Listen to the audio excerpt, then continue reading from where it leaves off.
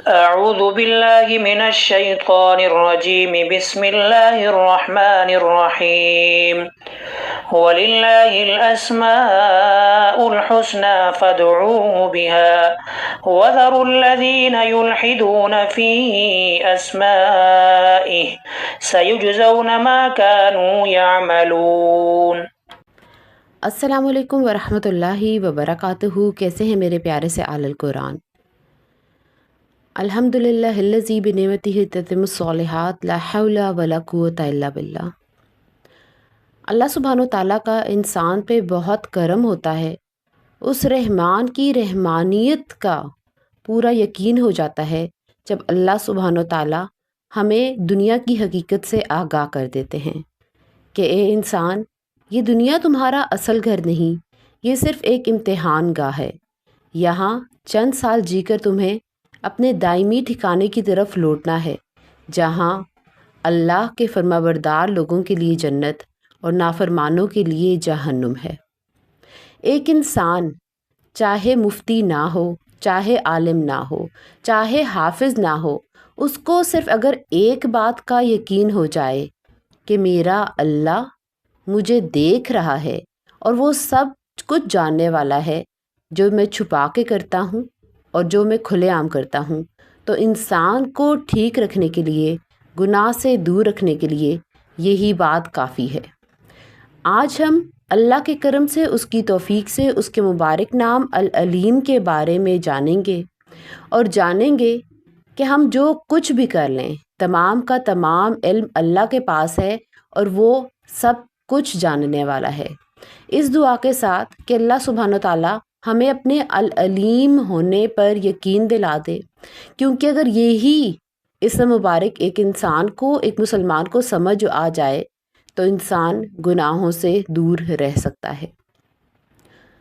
اسی دعا کے ساتھ کہ العلیم ہمیں یہ سمجھ، یہ معرفت عطا کرے، آج کی نشست کا باقاعدہ آغاز کرتے ہیں۔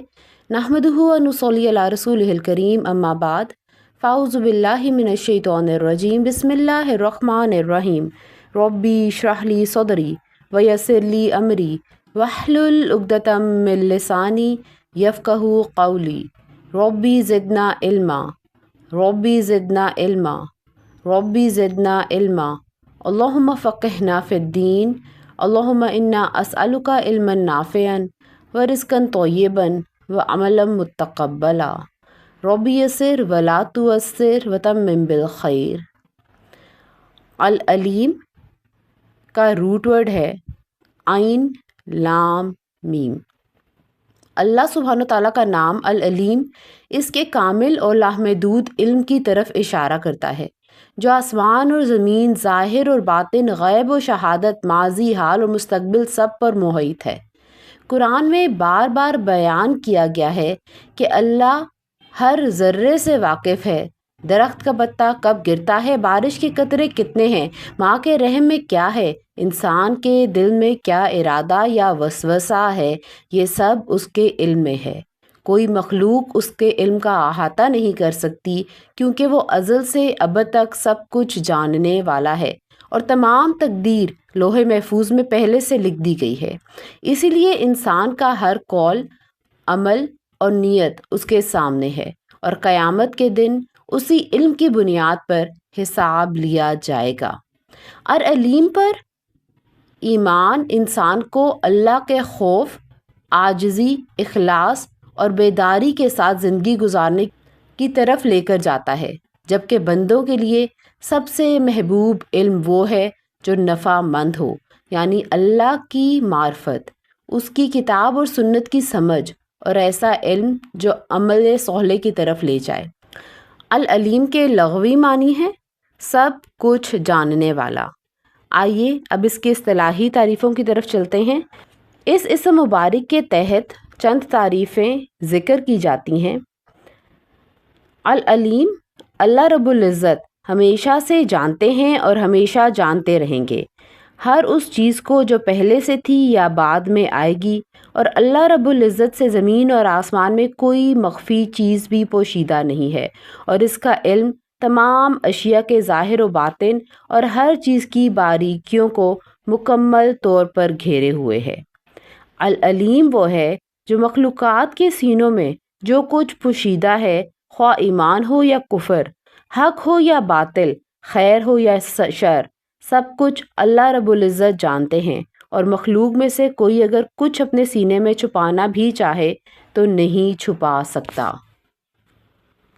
تو العلیم کون ہے؟ وہ کہ جس کا علم ہر چیز کو اپنے ہاتھے میں لیے ہوئے ہے، جو کچھ ہو چکا ہے اسے جانتا ہے، جو ہونے والا ہے اور جو نہیں ہونے والا، وہ ہر ایک چیز سے بخوبی آگاہ ہے، خفیہ رازوں کے جاننے والا ہے۔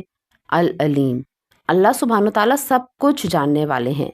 علیم کل ہے، کوئی چیز اس کے علم سے باہر نہیں، کائنات کی کوئی چھوٹی بڑی چیز ایک لمحہ کے لیے بھی اس سے غائب نہیں۔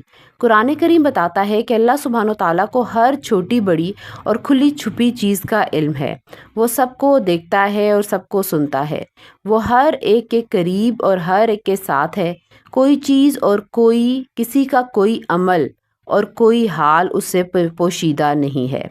قرآن کریم میں سورہ آل عمران میں اللہ سبحانہ تعالیٰ فرماتے ہیں، ان اللہ لا یخفی علیہ شیء فی الارض ولا فی السماء، یقین رکھو کہ اللہ سے کوئی چیز چھپ نہیں سکتی، نہ زمین میں نہ آسمان میں۔ انسان جب گناہ کرتا ہے، جب غیر اللہ کے سہارے تلاش کرتا ہے، یا راتوں کو چھپ کے اندھیرے میں جب کوئی کام کرتا ہے تو یہ سمجھتا ہے کہ کوئی اسے دیکھ نہیں رہا، یہ سمجھتا ہے کہ کوئی اس کی حرکات کو جاننے والا نہیں، لیکن وہ یہ بھول جاتا ہے کہ العلیم جو تمام چیزوں کا جاننے والا ہے، ہر وقت اس کو دیکھ بھی رہا ہے، اور اس کے علم سے کوئی چیز چھپ نہیں سکتی جو بھی انسان کرتا ہے۔ جاہل قوموں اور مذہبوں کے حکماں تک جاہل تھے۔ یونان کے نامی گرامی عقلا اور حکماں یہ کہہ گئے اور سکھلائے گئے کہ علم باری صرف کلیات بڑی بڑی چیزوں تک محدود ہے، جزیات چھوٹی چھوٹی باتوں کو شامل نہیں ہوتا۔ قرآن کریم نے للکار کے بتایا کہ العلیم کا علم ہر حیثیت سے کامل ہے، چھوٹی بڑی ہر چیز پر حاوی ہے۔ اسی طرح قرآن کریم میں سورہ بقرہ میں اللہ سبحانہ تعالیٰ فرماتے ہیں، یعلم ما بین ایدیہم وما خلفہم، وہ سارے بندوں کے تمام آگے پیچھے کے حالات کو خوب جانتا ہے۔ آگے اور پیچھے کا یہ بھی مفہوم ہے کہ ان کے پیدا ہونے سے پہلے اور پیدا ہونے کے بعد کے تمام حالات اور واقعات حق تعالیٰ کے علم میں ہے، اور یہ مفہوم بھی ہے کہ آگے سے مراد وہ حالات ہیں جو انسان کے لیے کھلے ہوئے ہیں، اور پیچھے سے مراد اس سے مخفی واقعات اور حالات ہیں۔ تو انسان کا علم اگر دیکھا جائے تو بعض چیزوں پر ہے اور بعض پر نہیں، لیکن علیم سب کچھ جاننے والا ہے، وہ بھی جو ہو چکا ہے اور وہ بھی جو ہوگا۔ سورہ رات میں اللہ سبحانہ تعالیٰ فرماتے ہیں، سواء منکم من اسر القول ومن جہر بہ ومن ہوا مستخف باللیل وسارب بالنہار، تم میں سے کوئی چپکے سے بات کرے یا زور سے، کوئی رات کے وقت چھپا ہوا ہو یا دن کے وقت چل پھر رہا ہو، وہ سب اللہ کے علم کے لحاظ سے برابر ہے۔ اللہ سبحانہ تعالیٰ کے علم کی وجہ سے اس کے نزدیک خفیہ کلام کرنے والا اور بلند آواز سے کلام کرنے والا دونوں برابر ہیں، وہ دونوں کے کلام کو یکساں طور پر سنتا ہے اور جانتا ہے۔ اسی طرح جو شخص رات کی اندھیری میں چھپا ہوا ہے اور جو دن کے اجالے میں کھلے راستے پر چل رہا ہے، یہ دونوں اس کے علم اور قدرت کے اعتبار سے برابر ہیں کہ دونوں کے اندرونی اور ظاہری سب حالات اس کو معلوم ہیں، اور دونوں پر اس کی قدرت یکساں حاوی ہے، کوئی اس کے دست قدرت سے باہر نہیں۔ العلیم اور مخلوق کے علم میں کیا نسبت ہے؟ آئیے دیکھتے ہیں۔ اللہ سبحانہ تعالیٰ سورہ لقمان میں فرماتے ہیں، یقیناً قیامت کی گھڑی کا علم اللہ ہی کے پاس ہے، وہی بارش برساتا ہے اور وہی جانتا ہے کہ ماؤں کے پیٹ میں کیا ہے، اور کسی متنفس کو یہ پتہ نہیں ہے کہ وہ کل کیا، اور نہ ہی کسی متنفس کو یہ پتہ ہے کہ کون سی زمین میں اسے موت آئے گی۔ بے شک اللہ ہر چیز کا مکمل علم رکھنے والا ہے، ہر بات سے پوری طرح باخبر ہے۔ اس آیت میں 5 چیزوں کے بارے میں یہ دعویٰ کیا گیا ہے کہ ان کے بارے میں مخلوق لا علم ہی رہتی ہے جب تک وہ سامنے نہ آ جائیں۔ پہلا علم جو العلیم کے پاس ہے، آئیے اس کو دیکھتے ہیں۔ اللہ سبحانہ تعالیٰ فرماتے ہیں ان اللہ عندہ علم الساعہ، یقیناً قیامت کی گھڑی کا علم اللہ ہی کے پاس ہے۔ وقوع قیامت کا علم صرف اللہ سبحانہ تعالیٰ ہی کے پاس ہے۔ وقوع قیامت کی کچھ نشانیاں اور ماں بعد کے بعض واقعات تو اللہ نے اپنے پیغمبر کو بتلا دیے ہیں، مگر اس کے وقوع کا عین وقت اللہ نے نہ کسی فرشتے کو بتایا ہے، نہ پیغمبر کو، اور نہ کسی جن کو۔ یہ علم صرف اس کی اپنی ذات تک ہی محدود ہے کہ قیامت کب واقع ہوگی۔ قیامت آنے والی ہے، قیامت برحق ہے، اس کی نشانیاں پیارے نبی حضرت محمد صلی اللہ علیہ وآلہ وسلم نے ہمیں بتا دی ہیں، لیکن وہ کب آئے گی یہ کسی کو معلوم نہیں۔ ہو سکتا ہے اگلا لمحہ ہی قیامت کا لمحہ ہو، اور ہو سکتا ہے کہ ہمارے دنیا سے جانے کے بعد قیامت آئے۔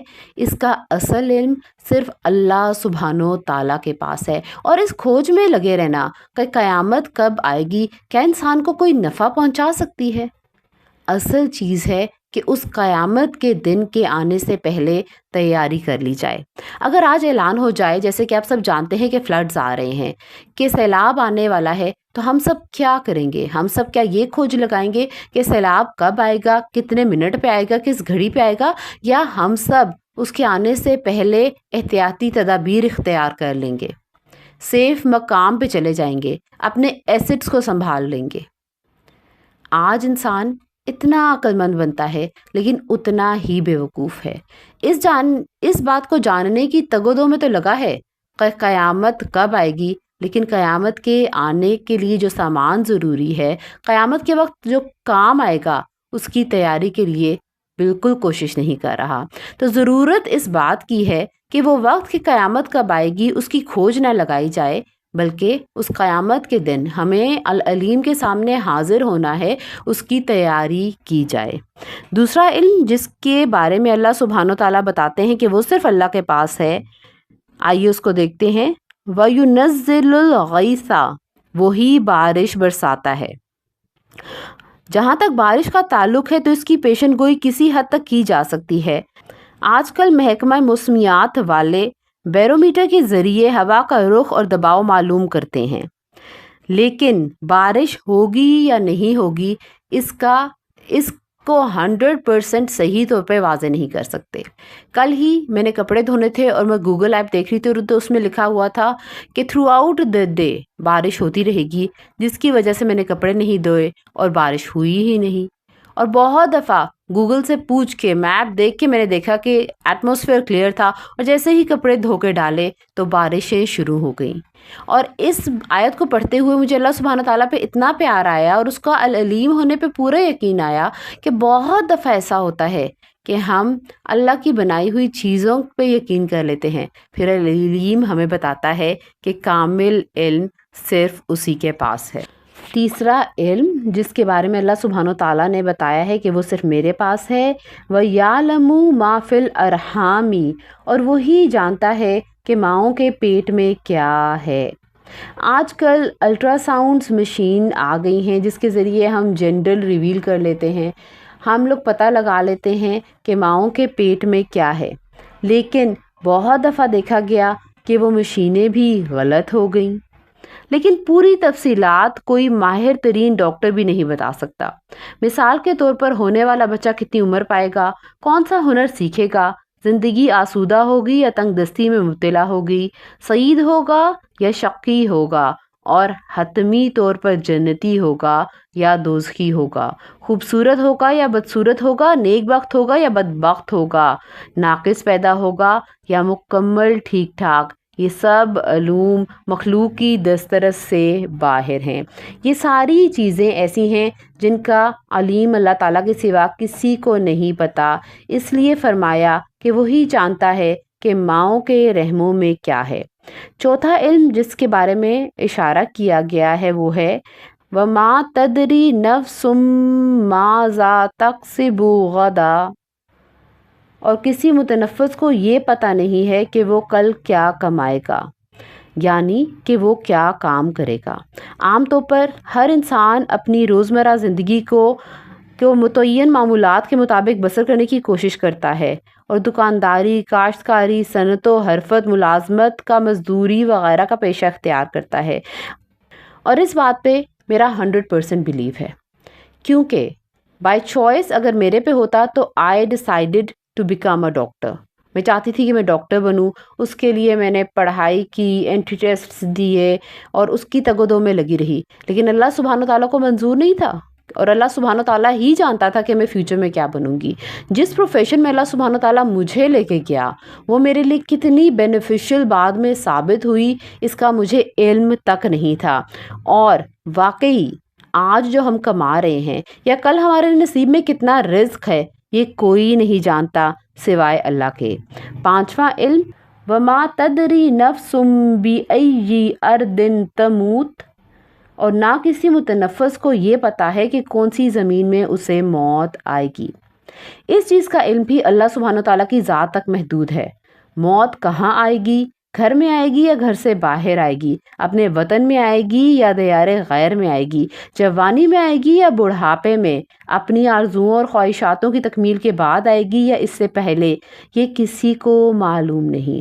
اگر آج تمام لوگوں کو اپنی موت کا وقت پتہ چل جائے تو تمام لوگ اپنے نفسوں کو مطمئن کرتے رہیں اور موت سے پہلے توبہ کر کے نیک بن جائیں۔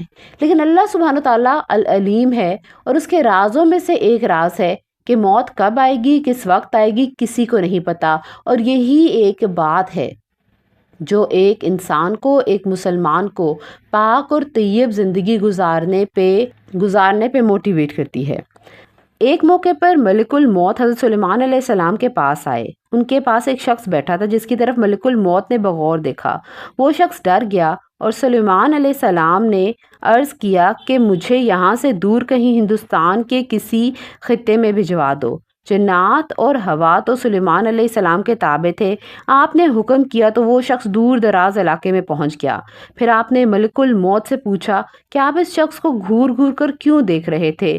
تو اس نے بتایا کہ مجھے اللہ تعالیٰ کا حکم یہ تھا کہ اس شخص کی جان ہندوستان کے فلاں جنگل میں فلاں وقت پر قبض کرنی ہے۔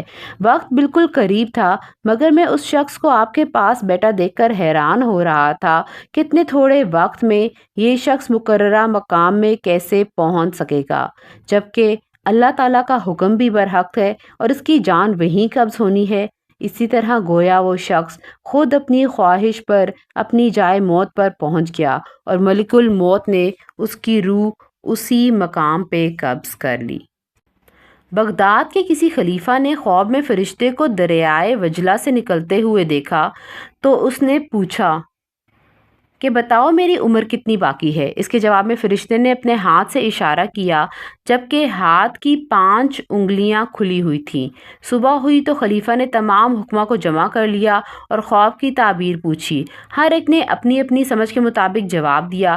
کسی نے کہا، اے خلیفہ، اب تیری عمر 5 دن باقی رہ گئی ہے۔ کسی نے 5 ماہ اور کسی نے 5 سال بتلائے، مگر خلیفہ کو تسلی نہیں ہوئی۔ کسی نے مشورہ دیا کہ اس کے متعلق امام ابو حنیفہ رحمۃ اللہ سے دریافت کیا جائے۔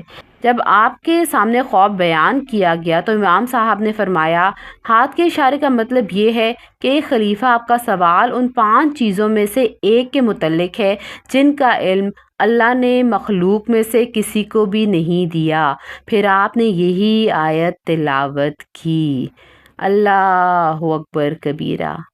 آج ہم باباؤں کے پاس جاتے ہیں، پیروں کے پاس جاتے ہیں، بزرگوں کے پاس جاتے ہیں، جادوگروں کے پاس جاتے ہیں اور جا کے ان کی کہی ہوئی باتوں پہ یقین کر لیتے ہیں۔ یقین جانیے، العلیم سے زیادہ جاننے والا کوئی نہیں ہے۔ تو اللہ کے علاوہ غیر اللہ کی کوئی بھی بات اگر ہم مان رہے ہیں، سن رہے ہیں یا ان کے در پہ جا رہے ہیں تو ہم یقیناً شرک کر رہے ہیں۔ اللہ تعالیٰ نے انسان کو بھی علم عطا کیا ہے اور سب سے زیادہ علم اس نے انبیاء کرام کو عطا کیا ہے، لیکن انسان کو یاد رکھنا چاہیے کہ اللہ سبحانہ تعالیٰ کا علم لامحدود ہے، زمان اور مکان کی قید کے بغیر، جبکہ مخلوق کا علم محدود ہے اور زندگی کے اختتام کے ساتھ ختم ہو جاتا ہے۔ اللہ سبحانہ تعالیٰ کا علم تغیر پذیر نہیں ہے، اس میں کسی قسم کی کمی نہیں ہوتی، جبکہ مخلوق کا علم گھٹتا بڑھتا رہتا ہے۔ اللہ سبحانہ تعالیٰ اپنے علم کے لیے کسی کا محتاج نہیں، جبکہ انسان اور تمام مخلوق اپنے علم کے لیے سراسر اس کی محتاج ہے۔ اللہ تعالیٰ کا علم ظاہر اور باطن، حال، ماضی اور مستقبل پر محیط ہے، جبکہ مخلوق کا علم صرف موجودہ اشیاء تک بھی محدود رسائی رکھتا ہے۔ آج یہ بات جاننے کی، اس پہ یقین رکھنے کی اور عمل کرنے کی بہت ضرورت ہے کہ میرے پاس جتنا علم دیا ہوا ہے وہ اس رب کا کمال ہے، اس رب کی ذات کی طرف سے ہے، اس میں میرا کوئی کمال نہیں۔ آج ہم دنیاوی طور پہ یا دینی طور پہ پڑھ لکھ کر اپنے آپ کو بڑے عالم اور فاضل سمجھنے لگ جاتے ہیں، اور غرور اور تکبر ہم پہ آ جاتا ہے، اور یہ بھول جاتے ہیں کہ العلیم تمام چیزوں کا جاننے والا ہے اور ہمارے ان کی کوئی وقت نہیں۔ العلیم سب کچھ جاننے والا ہے۔ اللہ تعالیٰ کے خزانوں کو اللہ سبحانہ تعالیٰ کے علاوہ کوئی نہیں جانتا، اس میں کسی قسم کے شبے کی گنجائش نہیں ہے۔ اللہ سبحانہ تعالیٰ سورہ انعام میں فرماتے ہیں، اور اسی کے پاس غیب کی کنجیاں ہیں جنہیں اس کے سوا کوئی نہیں جانتا، اور خشکی اور سمندر میں جو کچھ ہے وہ اس سے واقف ہے۔ کسی درخت کا کوئی پتا نہیں گرتا جس کا اسے علم نہ ہو، اور زندگی کی اندھیریوں میں کوئی دانہ یا کوئی خشک یا تر چیز ایسی نہیں ہے جو ایک کھلی کتاب میں درج نہ ہو۔ علم کے متعلق دو چیزیں اللہ سبحانہ تعالیٰ کی خصوصیات میں سے ہیں جن میں کوئی فرشتہ یا رسول یا کوئی مخلوق شریک نہیں۔ ایک علم غیب، دوسرے موجودات کا مکمل علم جس سے کوئی ذرہ مخفی نہیں۔ قرآن مجید کی بہت سی آیات اس پر شاہد ہیں کہ اس طرح کا علم محیط جس سے کائنات کا کوئی ذرہ اور اس کا کوئی حال خارج نہ ہو، یہ صرف العلیم کے ساتھ مخصوص ہے۔ کسی فرشتہ یا رسول کے علم کا ہر ذرہ کائنات پر محیط سمجھنا عیسائیوں کی طرح رسول کو اللہ تعالیٰ کا درجہ دے دینا اور اللہ تعالیٰ کے برابر قرار دے دینا ہے، جس کو قرآن کریم میں شرک کہا ہے۔ سورہ شورى میں اللہ سبحانہ تعالیٰ فرماتے ہیں، تاللہ ان کننا لفی ضلال مبین اذ نسویکم برب العالمین۔ اللہ کی قسم ہم تو اس زمانے میں کھلی گمراہی میں مبتلا تھے جب ہم نے تمہیں رب العالمین کے برابر قرار دے دیا۔ یعنی قیامت کے روز مشرکین کہیں گے، اللہ کی قسم ہم سخت گمراہی میں تھے کہ تم کو یعنی بتوں کو رب العالمین کے برابر قرار دیتے تھے۔ آج ہمیں سوچنا چاہیے، کہیں ہمارے ارد گرد کوئی ایسی ہستی تو موجود نہیں جس کو ہم اللہ کے برابر قرار دے دیتے ہیں۔ علم غیب العلیم کی صفت خاصہ ہے۔ سورہ رعد میں اللہ سبحانہ تعالیٰ فرماتے ہیں، عالم الغیب والشہادۃ الکبیر المتعال۔ وہ غائب و حاضر تمام باتوں کا جاننے والا ہے، اس کی ذات بہت بڑی ہے، اس کی شان بہت اونچی ہے۔ الغیب سے مراد وہ چیز ہے جو انسانی حواس سے غائب ہو۔ اللہ سبحانہ تعالیٰ سورہ نمل میں ارشاد فرماتے ہیں، قُل لَا يَعْلَمُ مَن فِي السَّمَاوَاتِ وَالْأَرْضِ الْغَیْبَ إِلَّا اللَّهُ۔ کہہ دو اللہ کے سوا آسمان اور زمین میں کسی کو بھی غیب کا علم نہیں ہے۔ رسول اللہ صلی اللہ علیہ وسلم کو حکم دیا گیا کہ لوگوں کو بتا دیں کہ جتنی مخلوق آسمانوں میں ہے جیسے فرشتے، اور جتنی مخلوق زمین میں ہے جیسے بنی آدم اور جنات وغیرہ، ان میں سے کوئی بھی غیب کو نہیں جانتا سوائے اللہ تعالیٰ کے۔ اللہ سبحانہ تعالیٰ نے اپنے پیغمبروں کو غیب کی بہت سی باتیں وحی کے ذریعے بتا دی ہیں، اور اس سلسلے میں سب سے زیادہ غیب کی خبریں آپ صلی اللہ علیہ وآلہ وسلم کو عطا فرمائی گئی تھیں، لیکن مکمل علم غیب اللہ سبحانہ تعالیٰ کے علاوہ کسی کو حاصل نہیں ہے۔ سورہ اعراف کی آیت میں نبی کریم صلی اللہ علیہ وآلہ وسلم یہ اعلان کرتے ہیں، کہو جب تک اللہ نہ چاہے میں خود اپنے آپ کو بھی کوئی نفع یا نقصان پہنچانے کا اختیار نہیں رکھتا، اور اگر مجھے غیب کا علم ہوتا تو میں اچھی اچھی چیزیں خوب جمع کرتا اور مجھے کبھی کوئی تکلیف ہی نہیں پہنچتی۔ حضرت مفتی محمد شفیع صاحب فرماتے ہیں اس آیت میں مشرکین اور عوام کے اس غلط عقیدے کی تردید ہے جو ان لوگوں نے انبیاء علیہ السلام کے بارے میں قائم کر رکھا ہے کہ وہ غیب دان ہوتے ہیں۔ ان کا علم اللہ تعالیٰ کے علم کی طرح تمام کائنات کے ذرے ذرے پر حاوی ہوتا ہے، نیز یہ کہ وہ ہر نفع و نقصان کے مالک ہوتے ہیں، جس کو جو چاہیں نفع یا نقصان پہنچا سکتے ہیں۔ قرآن کریم میں مختلف انبیاء علیہ السلام کا ذکر آیا ہے اور مختلف واقعات سے ہمیں بتایا گیا ہے کہ وہ غیب کا علم نہیں جانتے تھے۔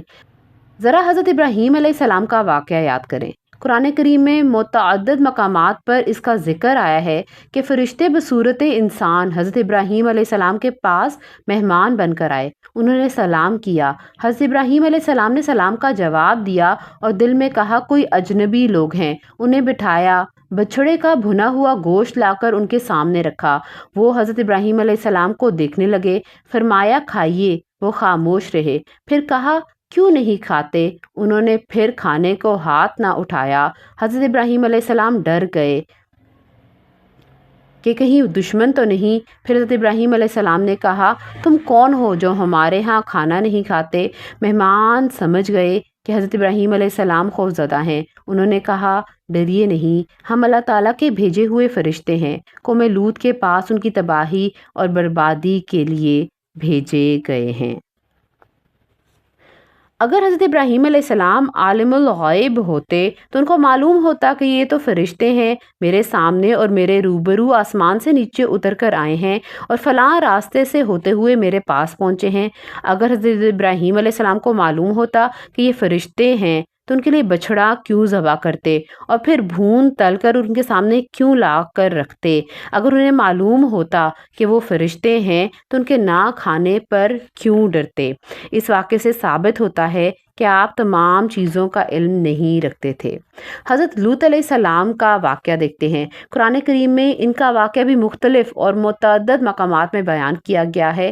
واقعہ یوں ہے کہ چند فرشتے حضرت جبرائیل علیہ السلام، حضرت میکائیل علیہ السلام اور حضرت اسرافیل علیہ السلام خوبصورت لڑکوں کی شکل میں حضرت لوط علیہ السلام کے مہمان بن کر آئے، مگر حضرت لوط علیہ السلام نے ان کو بشر اور انسان خیال کیا۔ قوم لواطت اور بدکاری میں مشہور تھی، قوم نے سنا تو نہ رہ سکی، بھاگتی ہوئی آئی۔ حضرت لوط علیہ السلام نے قوم کو دیکھا، گھبرائے مگر خاموش رہے۔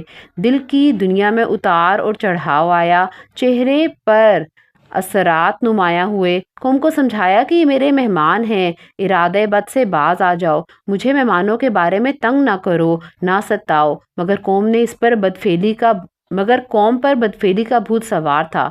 پھر حضرت لوط علیہ السلام نے معقول طریقے سے سمجھایا، مگر قوم نے وہی ضد اور اصرار رکھی۔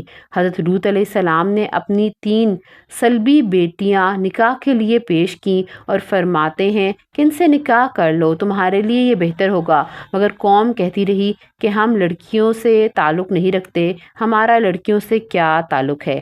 جب معاملہ یہاں تک پہنچ گیا تو حضرت لوط علیہ السلام نے فرمایا کاش آج میرے پاس قوت اور طاقت ہوتی۔ سورہ ہود میں اللہ سبحانہ وتعالیٰ فرماتے ہیں اور جب ہمارے فرشتے لوط کے پاس پہنچے تو وہ ان کی وجہ سے گھبرائے، ان کا دل پریشان ہوا اور وہ کہنے لگے آج کا دن بہت کٹھن ہے۔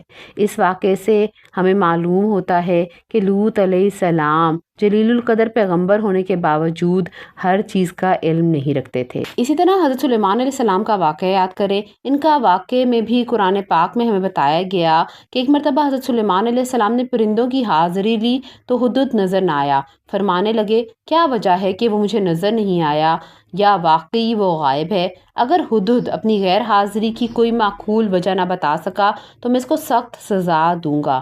تھوڑی دیر میں ہدہد آ گیا اور اس نے اپنی غیر حاضری کی وجہ بتا دی۔ اگر حضرت سلیمان علیہ السلام غیب دان ہوتے تو ان کو ملک سبا کا ضرور علم ہوتا۔ اللہ سبحانہ وتعالیٰ العلیم ہے، حقیقت میں غیب کا علم جاننے والے ہیں، تمام چیزوں کو جاننے والے ہیں۔ صحیح بخاری کی حدیث ہے کہ حضرت خضر علیہ السلام نے ایک چڑیا کو دریا کے کنارے پانی پیتے ہوئے دیکھ کر حضرت موسیٰ علیہ السلام سے فرمایا اللہ تعالیٰ کے علم کے مقابلے میں میرے اور آپ کے علم کی مثال اس قطرے کی سی ہے جو اس چڑیا نے دریا سے کم کیا ہے۔ العلیم کے ماننے والے لا علم نہیں ہوتے۔ العلیم پر ایمان رکھنے والے کے لیے ضروری ہے کہ ہمیشہ علم و معرفت کے ذریعے علم کی پرورش اور نگرانی کرتا رہے، اور جب تک سانس کا سلسلہ جاری رہے اور رگوں میں خون گردش کرتا رہے اس سے باز نہ آئے۔ علم حاصل کرنے پر مسلمان کی حوصلہ افزائی کے لیے یہی کافی ہے کہ انہیں علم نہ رکھنے والوں پر فضیلت دی گئی ہے۔ اللہ سبحانہ و تعالیٰ فرماتے ہیں سورہ زمر میں، هل يستوي الذين يعلمون والذين لا يعلمون، کیا وہ جو جانتے ہیں اور جو نہیں جانتے سب برابر ہیں؟ آپ صلی اللہ علیہ وسلم نے فرمایا، بے شک علم حاصل کرنے والے کو فرشتے اپنے پروں سے ڈھانپ لیتے ہیں، ایسا وہ اس چیز سے محبت کی وجہ سے کرتے ہیں جو وہ علم حاصل کرتے ہیں۔ اس لیے مسلمان یہ عقیدہ رکھتا ہے کہ علم کے ذریعے عقل کو پروان چڑھانا ہے، اسے دنیا میں اللہ تعالیٰ کی نشانیاں معلوم کرنی ہے اور اس کے استعمال سے باعث ثواب بھی بننا ہے۔ رسول اللہ صلی اللہ علیہ وسلم کا ارشاد ہے، طلب العلم فریضۃ علی کل مسلم، علم حاصل کرنا ہر مسلمان پر فرض ہے۔ علم حاصل کرنے کی بہت سی پیاری دعائیں ہمیں سکھائی گئی ہیں۔ ایک پیاری دعا جو ہمیں کثرت سے مانگنی چاہیے، اللہم نفعنی بما علمتنی وعلمنی ما ینفعنی وزدنی علما، الحمد للہ علی کل حال واعوذ باللہ من حال اہل النار۔ اے اللہ، جو علم آپ نے مجھے سکھلایا ہے اسے میرے لیے نافع بنائیے اور مجھے وہ چیز سکھلا دیجئے جو میرے لیے نفع بخش ہو، اور میرے علم میں اضافہ فرمائیے۔ ہر حال میں تمام تعریفیں اللہ تعالیٰ کے لیے ہیں، اور میں پناہ مانگتا ہوں اللہ تعالیٰ کی اہل جہنم کی حالت سے۔ صبح اور شام ہمیں کثرت سے یہ دعا مانگنی چاہیے جو ہمیں ناگہانی آفات سے محفوظ رکھے گی۔ بسم اللہ الذی لا یضر مع اسمہ شیء فی الارض ولا فی السماء وہو السمیع العلیم۔ اس اللہ کے نام سے شروع کرتا ہوں جس کے نام کے ساتھ آسمان اور زمین کی کوئی چیز نقصان نہیں پہنچا سکتی، اور وہ سننے والا اور اچھی طرح جاننے والا ہے۔ جو شخص یہ کلمات صبح اور شام 3 مرتبہ پڑھ لے گا تو زمین اور آسمان میں کوئی چیز ایسی نہیں جو اس کو نقصان پہنچا سکے۔ جس بندے کو العلیم کا یقین حاصل ہو جائے تو وہ یہ بات جان لیتا ہے کہ آسمان اور زمین اور ان کے درمیان جو کچھ ہے سب کو وہ جانتا ہے، سمندروں کی گہرائیوں میں جو ہے وہ جانتا ہے، جنگلوں میں، دنیا میں، پہاڑوں کے نیچے، پتھروں کے نیچے جو ہے وہ جانتا ہے، خزانوں کا جاننے والا بھی العلیم ہے۔ ہمارے اعمال کو بھی جانتا ہے، ہماری باتوں کو بھی جانتا ہے، ہر سانس جو ہم لے رہے ہیں وہ جانتا ہے، جو اس وقت ہم دل میں سوچ رہے ہیں، جو ہمارے ذہن میں چل رہا ہے وہ سب جاننے والا ہے۔ اور جب اس بات کا یقین ہو جاتا ہے اور اس اسم مبارک العلیم سے تعلق بن جاتا ہے تو انسان اپنی زندگی غفلت سے نہیں گزارتا، گناہ کرتے ہوئے ڈرتا ہے، کیونکہ اس کو اس بات کا یقین ہو جاتا ہے کہ العلیم سے کیسے چھپاؤں گا، وہ تو سب جانتا ہے۔ اللہ کے دیے ہوئے علم پہ غرور بھی نہیں کرتا اور ہر چیز کو اللہ کی نعمت اور رحمت مانگتا ہے، اور وہ یہ جانتا ہے کہ تمام چیزیں العلیم کی دی ہوئی ہیں اور وہ جب چاہے اسے لے سکتا ہے۔ اللہ سبحانہ تعالیٰ سے میری دل سے دعا ہے، العلیم سے میری دل سے دعا ہے کہ وہ ہمارے دل میں یہ احساس پیدا کر دے اور کہ ہم ہر کام کرنے سے پہلے سوچیں کہ العلیم سب کچھ جانتا ہے، میں جو کچھ بھی کر لوں، جو کچھ چھپا لوں، العلیم سے کچھ نہیں چھپا سکتی۔ یقین جانیے، اگر ہمیں یہی صرف یقین ہو جائے تو ایک انسان کو اللہ کی فرما برداری میں یہ زندگی گزارنے میں کوئی مشکل پیش نہ آئے۔ اللہ سبحانہ تعالیٰ آپ سے مجھ سے راضی ہو۔